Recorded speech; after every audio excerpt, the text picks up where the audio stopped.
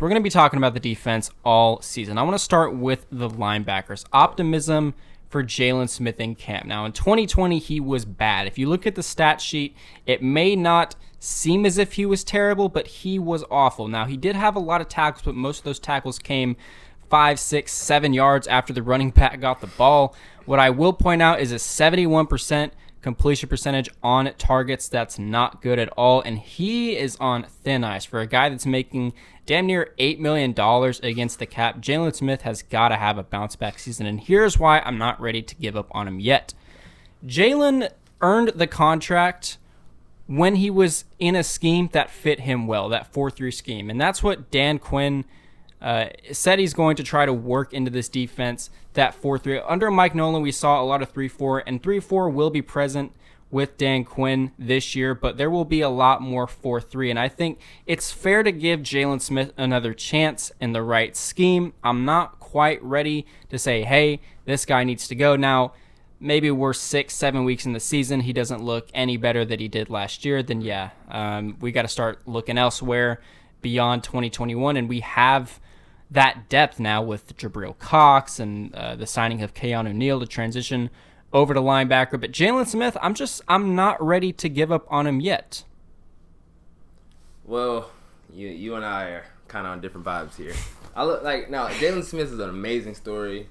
Obviously, that injury in college at Notre Dame was awful, and the bounce back, us drafting him in the second round and putting the trust into the medical staff, and him coming out and putting together some good years. And no question about it, he has the talent.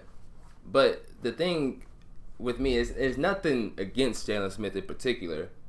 But if you get paid that much at that position, considering the linebacker position being not necessarily outdated, but kind of like how people say running backs don't necessarily matter. I mean, in some cases, the really good running backs, yeah, you can see it. But to be paid like a really good linebacker and to be, I mean, there was time he shouldn't have been on the field last year. Oh, yeah. Shouldn't have been on the field. But to get paid at that premium, to get paid like that, you gotta see more. And gotta be better. I completely agree with the scheme thing. Like, in the right scheme, he's good. But you don't want to pay a player like he's great, because great players, they can play any scheme, anytime, do whatever is needed. And just right now, well, based off of last season, we didn't see enough from him. But that doesn't mean he can't get back to that. Because if he does, then the defense is a whole different defense. Yeah. And one thing I want to see as well out of Jalen Smith is less celebrating after giving up 20-yard completions to the tight end. Yeah, the swipe, you gotta let it go, man. Hey, that's one thing I like about him, the swipe. Last thing about Jalen Smith, I will say this. If we don't see anything from the beat writers or any media saying Jalen Smith has raised eyebrows in camp, then I think it's fair to go into week 1 or even the preseason, although that might be stretching it, with your hopes not as high as I think they should be. We're just going to have to see how Jalen Smith does in training camp. I want to see a lot of explosiveness out of him, just as I do with Ezekiel Elliott. Yes. I think those are two players, prime examples of guys who are on thin ice. We want to see them perform next season, because in order for this team to be successful, those are two guys that have contributed quite a bit in the past, and it wouldn't hurt to have that same style or maybe even a little less on this team this year. Now, I mentioned Jabril Cox, expectations for him out of camp. I don't necessarily think they're super high, but as a depth piece, someone who can come in maybe in the later years once either Jalen or LVE depart, because one of those guys is probably gone after this season. I think he can be ready this year, man. You think he's going to be ready this year? What makes you think that? Well, I mean, watching his tape before I forgot which college he transferred out of before going to LSU. But, I mean, the guy can move, man. I mean, we just watched the Super Bowl with the Tampa Bay, and the linebackers sideline to sideline, like, they can move. And for him to be able to move fluidly and be a big guy, because Deion Jones, he can move, but he's a little shorter, so it's easy for him. Jabril Cox he's big, he has some size on him, and he played high level football at LSU. And given how the linebacker position, we have some injury prone linebackers, and you want to get the most athletic people on the field. And there was times again that both Jalen Smith and LVE, while they were drafted mainly because of their athleticism, the injuries have taken a toll, and you just don't see the same guys moving. So if you can get Cox out there, who's young, and we haven't even got to Michael Parsons yet, but you put Cox out there, it's like, yeah, he can move. I can put him on a tight end and be okay. If there's a running back out in space, I'm like, all right, he's gonna make the tackle.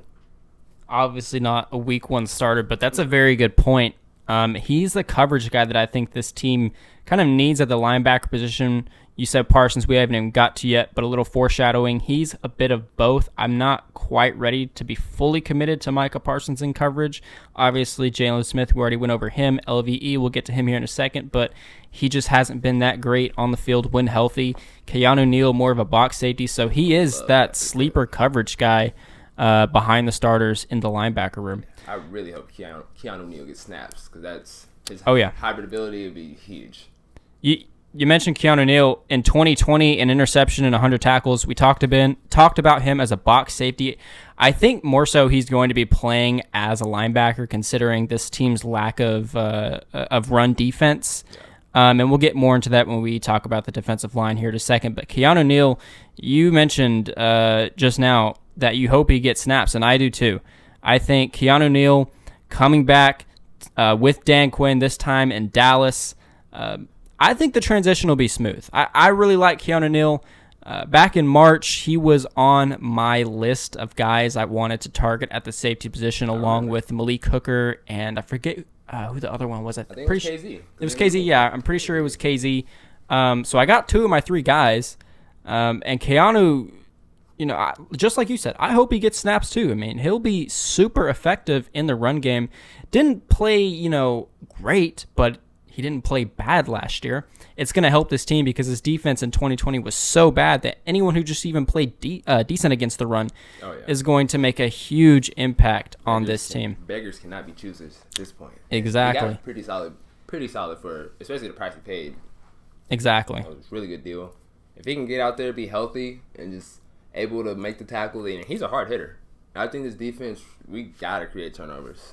The players we have, yes, we gotten better on the defensive end, but I still don't think it's just good enough to sustain a good level throughout the game without making the offense make mistakes and getting good field position for us. So if he can go out there and get some fumbles and maybe some interceptions from the linebacker position he's going to be playing. Oh, yeah. That'd be huge.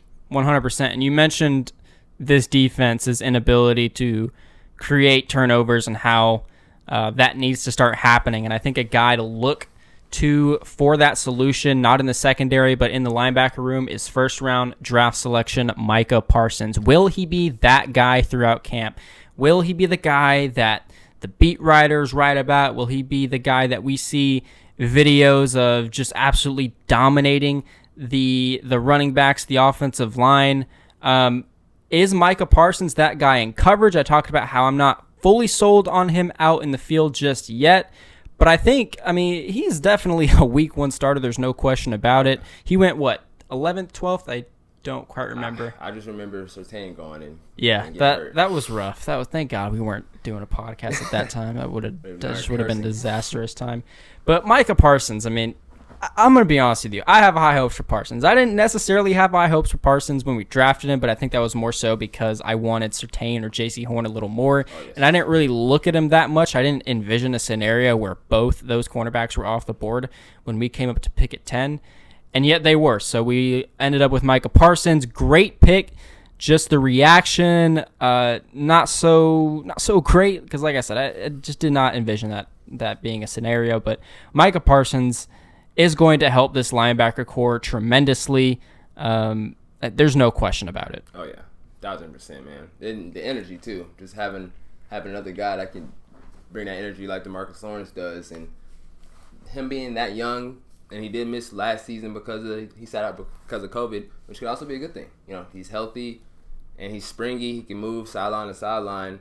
Really great potential as a rusher. I've read a lot talking about Von Miller, impact.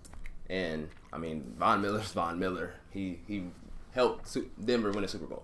Yeah. So if we can get a guy like that, and granted, the reason I was at first maybe a little against the pick is because the linebacker position being a short position to play with injuries and all that, and it being a product of the D line. But if you can find a special guy like Von Miller, you pay him. Like, no matter position. And I think Marcus Parsons can be special. And he wants to be special. And he's on a team he's been wanting to go to for a while. Mm-hmm. It just looks too good. The trajectory's up. I just think it's going to be a really good year for him. Rookie of the year, potentially. I mean, especially on defense, I don't see anybody rivaling that unless one of the corners have a big year. But so much potential for him. I think I'm going to be a big fan. I already like what I'm seeing. I'm going to be a big fan as well. I might get his jersey a few weeks in the season if he's not only playing well, because I know for a fact I like his charisma on Hard Knocks. That dude is a joy to watch. August 10th, baby. Oh yeah, I'm gonna be ready right whenever it drops. It's gonna be on this TV right here, 100%. All right, last of the linebackers, and we'll get on to the secondary, and to follow that will the defensive line. Leighton Vander Esch, who just like Jalen Smith, my hopes are not quite as high for. Dude cannot stay healthy. Now I will say this. Coming from him, he said he spent the offseason working on reworking his health. Now that, obviously, reading that, it's a sign of good things to come, but how do we know that's going to hold up? Leighton Vander Esch is, at this point, health-wise, worse than Sean Lee was when he was at this stage of his career, and we know how unreliable Sean Lee was when it came to being on the field. That's how I feel about Leighton Vander Esch, and when Leighton Vander Esch is on the field, because he's missed so much time, he just does not look like that rookie year version of himself. And for anyone out there that still thinks Darius Leonard was the worst of the linebackers between him and Vander Esch, you're just wrong. There's a reason Darius Leonard right now is negotiating a 4-year deal that would make him the highest paid linebacker, I believe, in football. That's what I read correctly. He's really good. Oh yeah, he's great. And I wish the Cowboys, did they pick before the Colts or after? I can't remember. I'm not 100% sure. I'm not sure if Leonard went in the first round. I think he did. He did? Yeah, he was their first round selection. If they picked before the Colts and Leonard was still there, then obviously I'd have rather had Leonard. Yeah. Vander Esch, listen, if he does well or even decent, it'll shock me. I don't have high expectations for him. Yeah. I was a Vander Esch fan his rookie year because he played amazing, and it was a while that we've had a linebacker move like that since Sean Lee was healthy.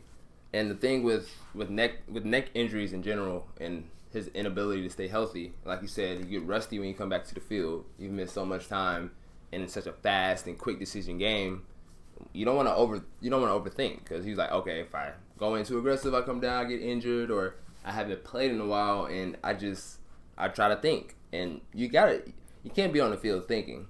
And it's gotten to a point with him, you just watch it. It just seems like he's just thinking before reacting. Like, you got to know. You got to be in flow and just understand what's going on. But if he can get past the health issues, get back to where he was, a sure tackler, deciphering everything that's going on really quickly, blowing up the screens. And like you said, it's like prime Sean Lee. Like, he can be really good, or he can be banged up and be really bad. And yeah. You're not going to... We didn't pick the option up for a reason. Yeah. So. And speaking of that, got a rapid-fire question for you.